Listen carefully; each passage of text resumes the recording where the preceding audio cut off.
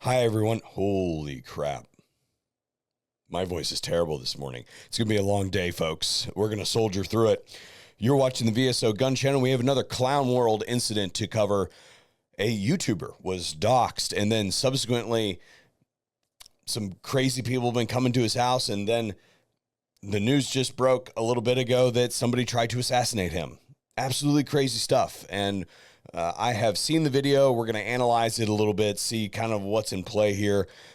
This is an individual, a rather inflammatory person by the name of Nick Fuentes, and I am not super familiar with Nick. I have seen a few things here or there, but generally speaking, as a life rule, and I suggest that you implement this as well, you should never pay attention to anyone who wears broccoli hair. I mean, this person has gone out of their way to signal to you visually before they even open their mouth that their judgment is severely compromised. So why would you go any farther than that? Now, I know that this will shock you as well, but this happened in the bastion of safety and gun control that is Chicago. And it occurred after Nick's information was posted online, which, personally speaking, I don't think the penalties for doxing are strong enough. Posting somebody's private information online for the purposes of enabling other people to go out and get them, I think should be a higher crime than it is. And I think many of you will agree with that. Now, after that initial posting, an individual, a radical feminist, showed up to his house and was subsequently pepper sprayed and kicked down the stairs, which will not go any farther on what I think about that. But then this most recent incident, we have video footage, what appears to be a person carrying a crossbow and a handgun has showed up to his house, and in my opinion, definitely looks like they were there to do some stuff, and all of it was caught on video. So after we hear a quick word from today's sponsor, we'll dig into that and analyze this video for you. First Form is a pro-freedom supplement and nutrition company. And this one's really important, guys, because you can't be free if you're dead because you ate like crap for too long. First Form's main focus is packing protein wherever they possibly can. But today we're actually talking about their pre-workout, their Project One. Now, this is a heavy pre-workout. About 350 milligrams of caffeine is what they're aiming for. This is a little heavy for me, so I use this as a sipper throughout the day. I fill up my cup, shake it up, and then whenever I need a little bit of a bump to get me through a rough spot, I go to my shaker cup.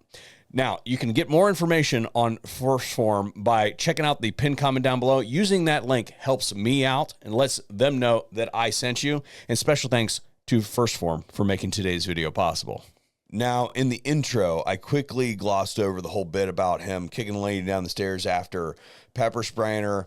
But because Chicago is the way that it is, and whether you agree with his actions being in the right or not, he was charged with a crime in relation to that. So I would assume, because that was some kind of physical altercation crime, that he would have been charged with a battery of some sort, but I didn't look it up, so I'll just disclaim that.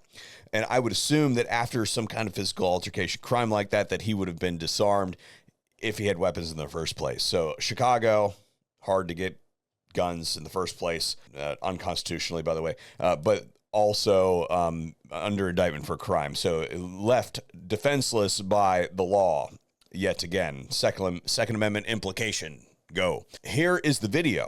Caught on a Ring camera. Ring's stock is going to go way up after this. Emo dude bro with pants that are one size too small for him walks up to the porch, sets his crossbow down, and pulls out a pistol. Let's stop it there for a second. Now, to skip ahead a little bit and give you some context on some information that we now know, this individual that was ultimately ventilated by law enforcement was involved in 3 other incidents involving the removal of human beings and dogs, I might add, from the planet.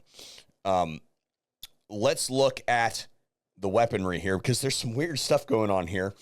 First, let's start with what appears to be a crossbow. Now, this is, in my opinion, easily identifiable. It's a very characteristic weapon. This is an AR-6 Stinger, which is a 6-shot repeating crossbow. And I think that many of you will agree with my assessment there. Now, as far as the handgun is concerned, at least we have a relatively decent image to work off of, but we are still talking about a CCTV style camera that has like a fisheye effect. So sometimes the image can be a little bit distorted from that. Plus, it's got to be uploaded and then re-downloaded. So there's some data loss there. So just keep that in mind. I think that there's a lot of different ways we could go with the speculation on this, but there are some key factors here. I'm going to advance the video a little bit. Tries to gain entry, tries to ring the doorbell, and stop. Now I'm going to draw your attention here to the shooter's hand. You can see that there is some kind of loopy gizmo on the back of that weapon. Now, this is some kind of charging handle of some sort. This initially leads me to believe that this is some kind of cheapy department store pellet gun or something like that. That doesn't really matter because it's still a lethal weapon, and later on he ends up shooting at the officers and they felt as though it was lethal enough for them to turn him into Swiss cheese. So it doesn't really matter what the weapon is from that perspective. It is still something that could be life-threatening, especially when this person is coming to your house at night, also with a crossbow that is definitely lethal. So I'm not bringing that up for the purpose of trying to diminish the situation or anything like that, but it could be a whole bunch of other things. Here's a little bit better picture of the thing, but it could also be like a Ruger Mark series, a 22 caliber pistol or something like that. And that would also be a good reason for someone to have that loopy gizmo on the back. It would be an after factory mod. I am aware of two products. One is by Clip Draw. It's kind of like a rubbery gizmo, but it's not really made for this type of pistol, if that's what it is. There's also a product by Tandem Cross that is a metal piece, an aluminum piece that goes on the back. But anyway, the reason that that is there is because on the Ruger Mark series, particularly the old ones, there are just like two tabs that you have to grab onto, and that can be difficult. And this would be consistent with that type of firearm if that is what it is. So a 22 caliber firearm, maybe, but I'm still leaning very tightly towards that cheap like department store air pistol of some kind, because dimensionally it just looks off to me. There's something about the scaling. It looks like there's a laser module there on the front, and you scale that to the barrel and it doesn't look right. Now that could be the camera fisheye thing, who knows. But also I would point to the fact that whatever is on the back of that thing looks to have a flat back to it, and a real firearms manufacturer wouldn't do that. That looks like some kind of foreign Chinesium knockoff type stuff. Also, I'd like to point out that his shoe's untied. I think that my voice has gotten considerably better throughout this video. It might be the hot coffee. Might just be using the voice box. It might be the Sudafed. Who knows? But I guess what I would say is at some point in time, we'll likely get higher resolution photos. And I'm sure the professional provocateur that is Nick Fuentes will post them everywhere, and at which point I will do a follow-up video detailing what that is when we get those. And I guess what I would say in closing today is, regardless of whether you agree with somebody or not on whatever issue it is, does not give you a right to threaten their life or attempt to take their life. And this is why we have a Second Amendment, among other reasons, in this country, is to defend oneself against imminent threat of serious bodily harm or death. And I think that this definitely qualifies.